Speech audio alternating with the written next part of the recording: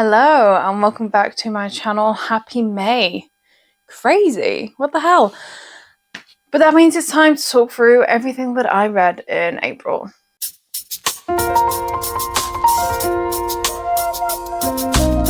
It was a good month. In April, I read 7 books. I also DNF'd 1. So overall, it was a good month. Let's start off with my DNF for the month. My DNF was Sweet Pea by, it's like CJ Scoosy? Don't know. I just really did not enjoy at all in any kind of way. Really annoyed me the entire time. I gave it a fair shot. I got to about 60% of the way through, but I just couldn't do it. I couldn't do it. It was a no from me. But everything else was a big yes. I started the month with Strange Pictures by xoxo. Oh, what a wonderful time I had. What a wonderful time. Okay, so off the bat, I rated this 5 stars. This was absolutely fantastic. So in this, we are following an investigation that is being done by a journalist following a brutal murder 3 years ago. It went unsolved for, like I said, 3 years. And it shows you how a single drawing that's been left, or 3 drawings, should I say, that's been left on a blog can just uncover absolutely everything. This was insane. Insane. Absolutely bloody loved it. I really enjoyed seeing the visuals that you get throughout xoxo's books. So if you don't know, you get drawings and visuals and everything throughout, so you get to see what the journalists are seeing while they're conducting their investigation. And as a visual person, I learn better seeing things and doing things. I found this really interesting. I also loved it because I can't visualize in my brain. I can only think in words, so it really helped me visual. I could literally see what they were talking about instead of me trying to figure it out in words in my brain. So I loved that. The writing style is really interesting. The way that we go through the journey is just fascinating. I really, really enjoyed my time with this. There were so many different elements throughout the book, and the way they all tied together at the end was really good. I felt like every question was actually answered, and that I unfortunately think is quite rare in a murder mystery thriller sort of book. You usually end up with a couple of questions that you're like, but what about this? What about that? I genuinely feel like all of my questions were answered. So well done to xoxo for answering my questions. Then we moved on to Before We Forget Kindness by Toshizaku Kawaguchi. This is the 5th book in the Before the Coffee Gets Cold series. This is my least favourite of the 5. However, I still rated this 3.5 stars. It was still good. 2 out of the 4 stories in my brain were really good. The other 2, I didn't really care about that much. I'm sorry, I just didn't. I didn't click with it. So obviously we are back in the cafe, the magical cafe, where you can go back or forward in time if you are sat in a certain seat and you need to drink your coffee before it gets cold, or you will get stuck as a ghost, essentially. That's the premise of this book and the other 5 books. So in this, you have 4 tales of 4 people's different stories that take them to that cafe, and for them to, travel in time to be reunited. A lot of the times, be reunited with your loved ones that have passed.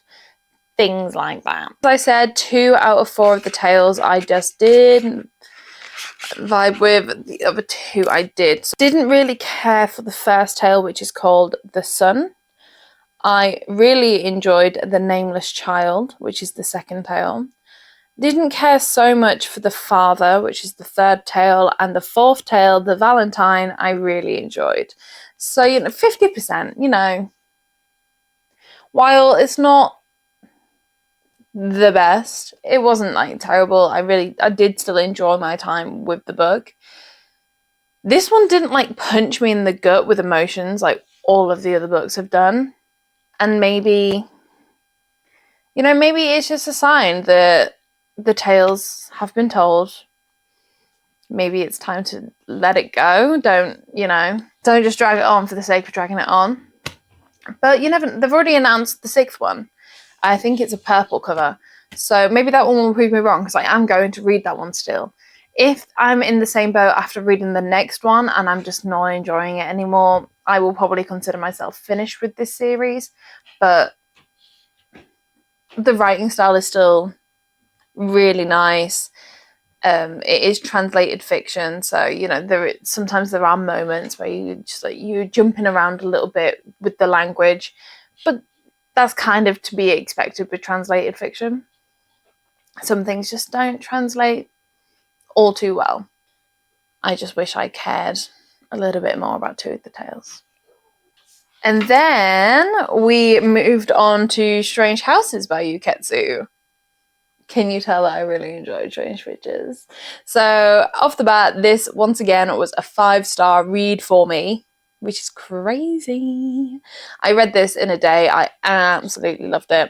I actually preferred this one to Strange Pictures, but looking through like other people's reviews, I feel like I'm actually a little bit of a minority for that one. Most people prefer Strange Pictures. I absolutely love this one. So we're following a group of people who try to uncover the dark secrets of a series of houses, unveiling a series of murders linked to one family, is the brief idea. So in this one you see things like, let me find it, floor plans, and it's crazy. This group of people just uncover so many family secrets just through a floor plan. It was fantastic. I was hooked from the beginning. I really didn't want to put it down. Was some of the deductions made by the group of people a little bit far-fetched, especially to be correct? Yes, I would say so.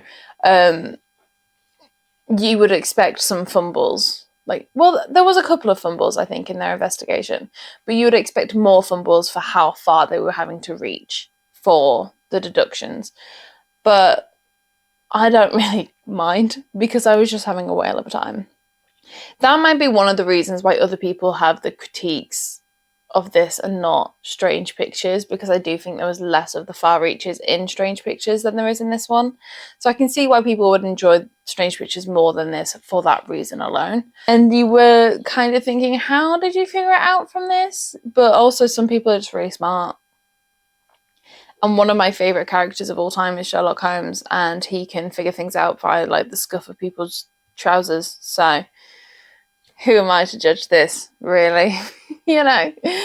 Yuketsu's style is so interesting. It's so interesting. I don't even know how to describe it, but Yuketsu's style is so very unique and interesting.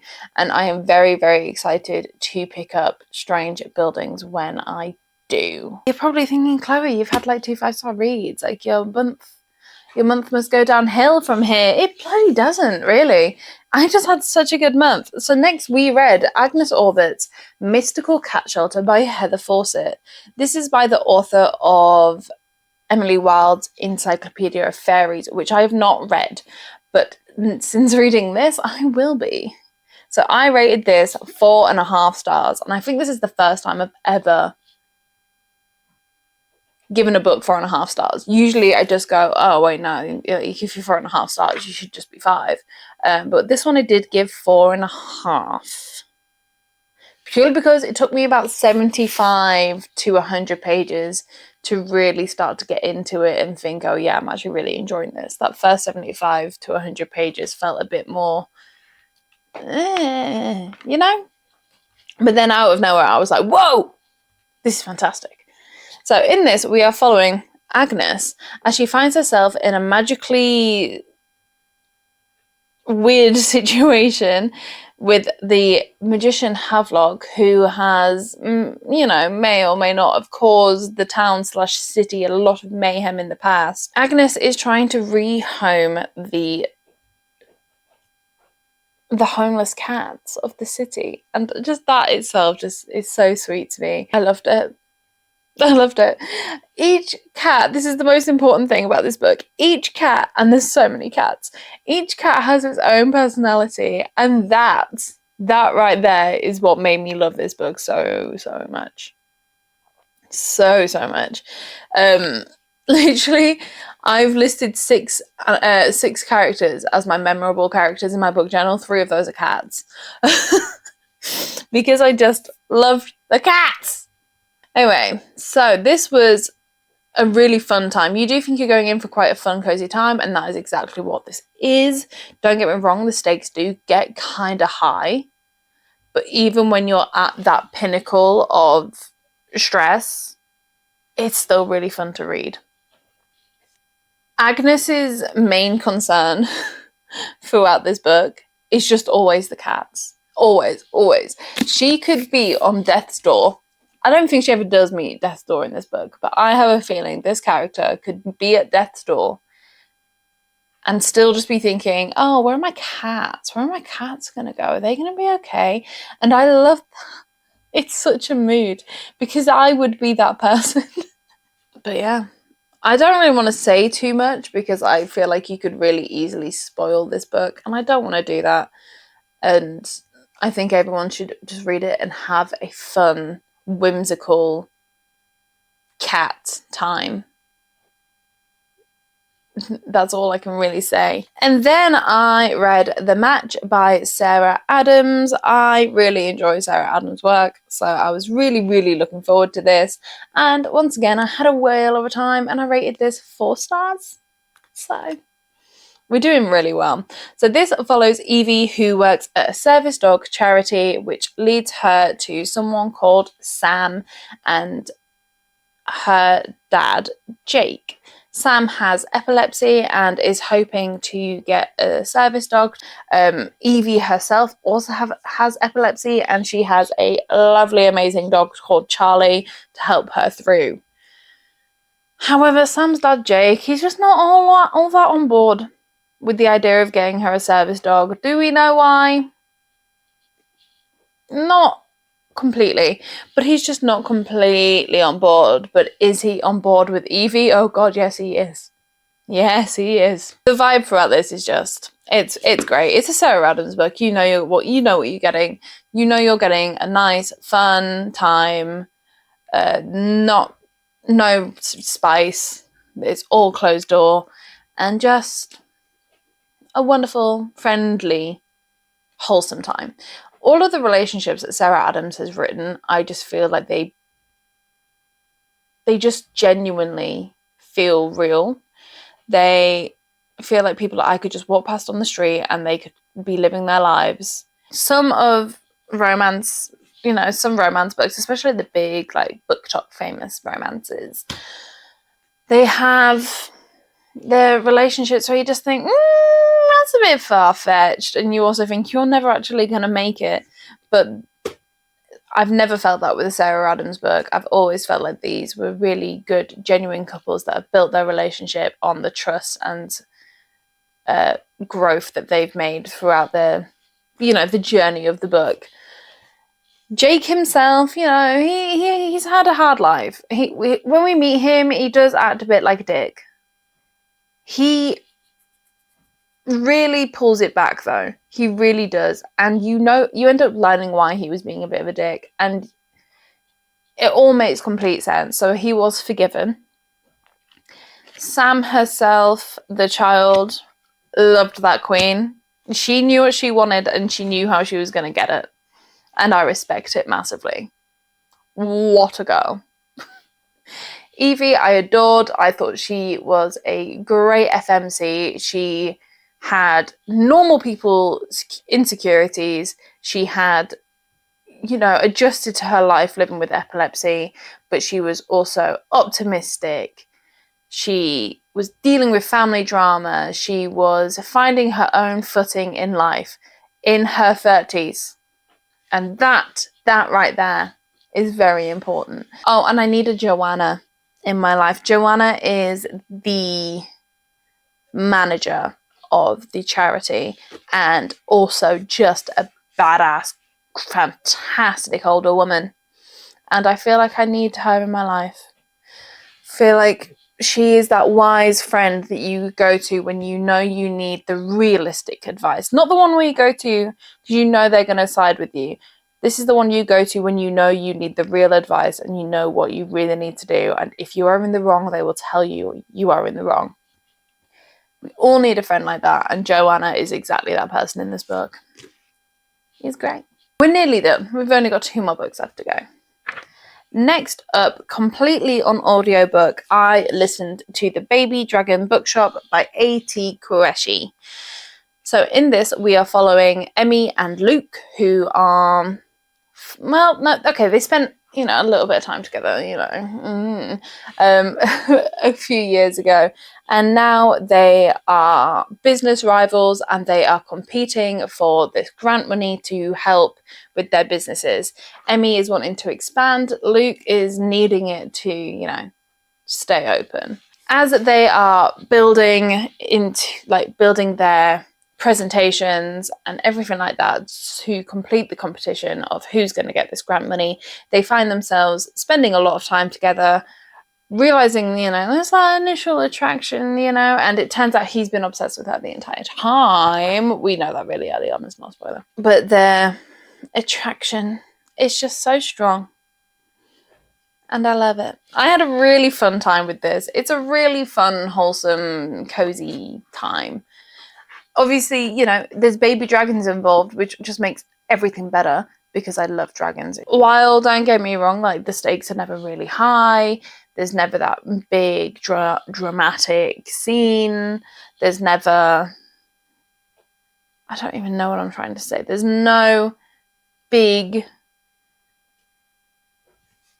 issue, really, throughout the book. And that's okay.